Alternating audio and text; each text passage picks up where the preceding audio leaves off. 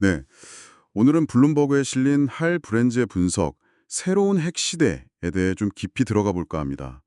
이게 그냥 핵 위협이 커졌다, 이런 단순한 얘기가 아니고요.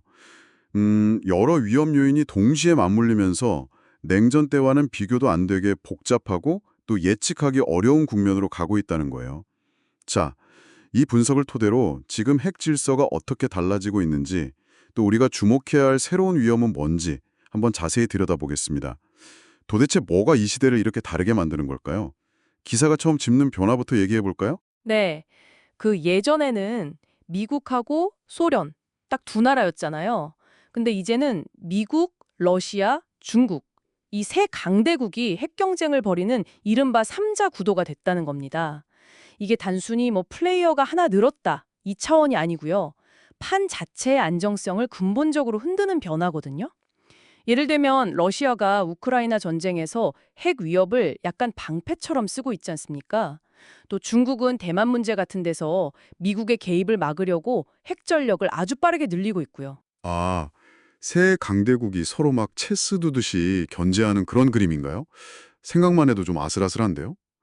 기사에서는 그럼 미국이 이 두 경쟁자를 다 막으려면 핵을 더 늘려야 할 수도 있다, 뭐 이런 얘기도 나오나요? 근데 그것도 쉽지 않다고요. 맞습니다. 미국 안에서도 이 두 전선 동시 대응 능력, 이거 가지고 고민이 깊은데요. 근데 이게 뭐 예산도 그렇고 기술적으로도 만만치가 않죠. 게다가 분석에서는 러시아랑 중국이 예를 들어 잠수함 기술을 공유한다거나 위기 상황에서 같이 위협을 조율하는 식으로 협력할 수도 있다.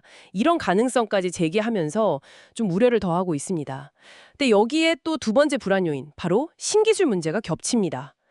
뭐 극초음속 미사일이라든지 아니면 AI 같은 기술들이요. 이게 이론적으로는 기습 공격의 유혹을 높여서 자칫 잘못하면 자동 발사 경계 상태, 그러니까 오판으로 핵전쟁이 날 위험을 키울 수 있다는 거죠. 와, 더 빠르고 탐지하기도 어려운 공격 수단이라니요. 물론 뭐 방어 기술도 같이 발전하겠지만 그 불확실하다는 것 자체가 이미 큰 위험이네요. 이런 기술적인 불안정성에 더해서 그럼 기존의 안전장치들은 지금 어떤 상황인가요? 그게 이제 세 번째 문제인데요. 바로 군비 통제 체제가 무너지고 있다는 겁니다. 냉전 시대 핵 위험을 관리했던 핵심 조약들 있잖아요. 뭐 중거리 미사일 없앴던 INF라던가 서로 감시할 수 있게 했던 항공 자유화 조약 같은 거요. 이런 것들이 사실상 거의 다 깨졌습니다. 마지막 남은 주요 핵 통제 조약인 뉴스타트마저도 지금 러시아가 참여를 중단해서 위태위태하고요. 근데 문제는 이제 중국이라는 변수가 새로 생겨서 과거처럼 미국, 러시아 둘이서만 하는 협정 가지고는 부족하다는 거죠. 그렇다고 셋이 하자니 중국은 딱히 참여할 이유가 없는 거고요. 어, 강대국 경쟁은 더 심해지고 신기술은 불안을 키우는데 이걸 관리할 규칙은 사라지고 있다니 그럼 이게 핵무기가 다른 나라로 막 퍼져나갈 위험은 어떤가요? 네 번째 우려가 바로 그겁니다. 핵 확산 압력이 커지고 있다는 점인데요. 일단 북한은 계속 핵 능력을 고도화하면서 한미동맹을 시험하고 있죠. 이게 또 한국 내에서는 자체 핵무장 목소리로 이어질 수도 있는 거고요. 또 이란이 사실상 핵무기 개발 직전 단계, 핵 문턱 국가에 가까워지면서 사우디나 터키 같은 주변국들이 줄줄이 핵 개발에 나설 수 있다. 이런 연쇄 반응에 대한 경고가 계속 나옵니다. 우크라이나 전쟁은 또 핵을 포기했던 나라들에게는 정말 뼈아픈 교훈을 준 셈이죠. 핵무기만이 살 길인가? 이런 생각을 하게 만들 수도 있고요. 이야, 정말 여러 군데서 동시에 위험 신호가 커지고 있는 거네요. 그럼 이 모든 변화들 밑바닥에 깔린 좀 더 근본적인 문제 같은 것도 있을까요? 기사는 뭐라고 하나요? 네, 분석은 다섯 번째 핵심 요인이자 사실 이 모든 문제에다 걸쳐 있는 이슈로 미국에 대한 신뢰 약화를 지적합니다. 수십 년 동안 미국의 동맹 관계나 해구산 제공 약속, 이게 동맹국들이 스스로 핵 개발하는 걸 막는 아주 중요한 요인이었거든요. 그런데 미국의 역할에 대한 어떤 의구심들, 뭐 예를 들어 과거 트럼프 행정부 때 발언 같은 것들에서 보듯이 불확실성이 커지니까요. 동맹국들이 진짜 미국을 계속 믿어도 되나? 이렇게 불안해하기 시작했다는 겁니다. 아, 그러니까 미국의 역할이 흔들리면 오히려 동맹국들이 각자 도생하려고 핵무장을 생각하게 될 수도 있다. 이런 역설적인 상황이군요.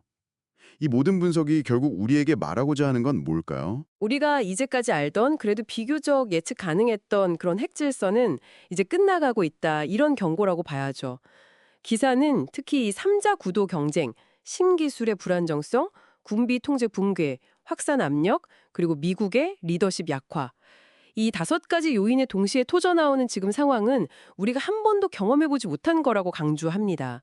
그 결과는 정말 예측하기 어렵고 어쩌면 굉장히 위험할 수 있다는 거죠. 네, 삼자 경쟁 심화, 신기술이라는 양날의 검, 또 무너지는 군비 통제, 높아지는 확산 위험, 그리고 마지막으로 흔들리는 미국의 신뢰까지.